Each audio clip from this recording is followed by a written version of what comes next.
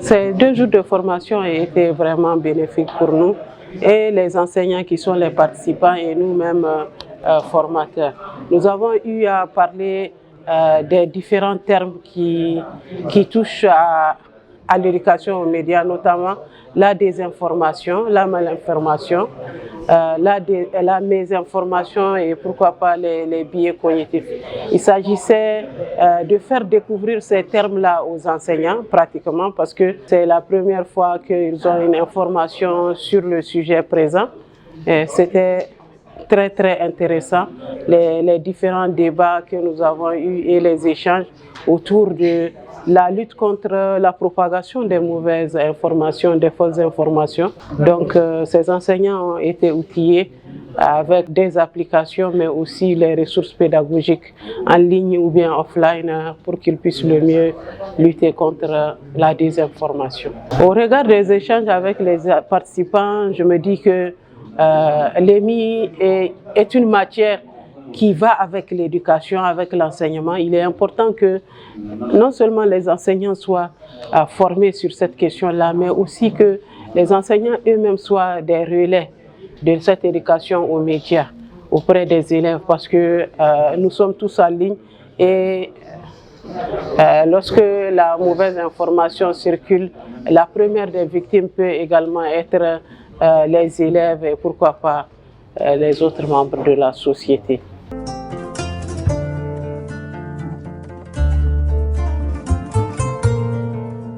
Donc, en plus de vouloir réguler les médias, il faudrait que le gouvernement se dise qu'il faut aussi une implication massive des organes de la société civile, des organisations de la société civile.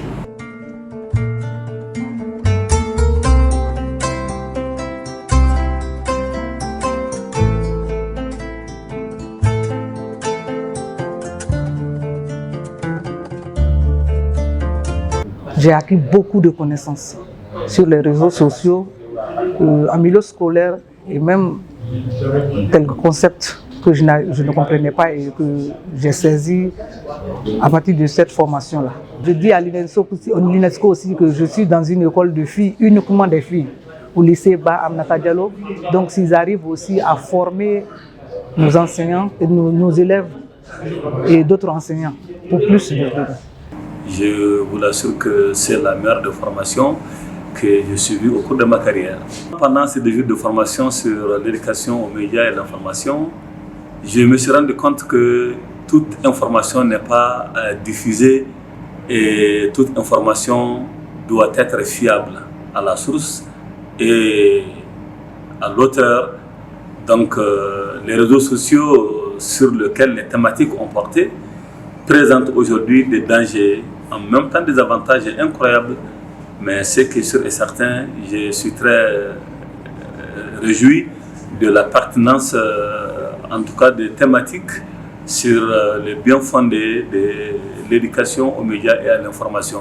Surtout aujourd'hui, le système éducatif malien en a surtout beaucoup besoin, des informations fiables, des informations scientifiques et des informations à la source. Non, je crois que c'est une bonne initiative. C'est une initiative qui est sanitaire parce que ça permet à nos enseignants des lycées, de nos différents lycées, d'avoir vraiment des compétences qui vont leur permettre vraiment de bien former les élèves dans ce domaine et leur permettre vraiment de bien se tenir vis-à-vis des réseaux sociaux et de tout ce qui est en tout cas un impact négatif. Donc ça va leur permettre vraiment en tout cas, de bien orienter leurs élèves et les enseignants, je crois qu'ils sont sortis ici très bien formés et très satisfaits de cette formation. Donc nous pouvons que nous féliciter de cela et saluer notre partenaire qui est l'UNESCO pour une pareille formation.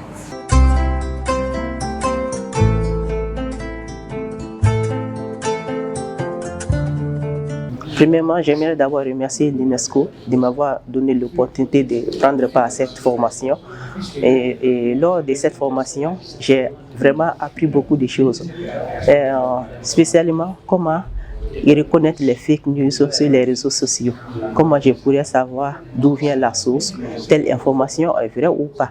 En tant qu'enseignante, j'introduirais cette formation-là dans ma classe en menant des activités qui pourront sensibiliser les élèves sur l'utilisation des réseaux sociaux, comment connaître leurs droits et leurs responsabilités sur les réseaux sociaux, utiliser ces réseaux sociaux avec modération et de façon responsable, de sorte que ça leur soit utile au lieu que ça leur cause des torts tels que les harcèlements, les cyberharcèlements ou bien les violences en ligne.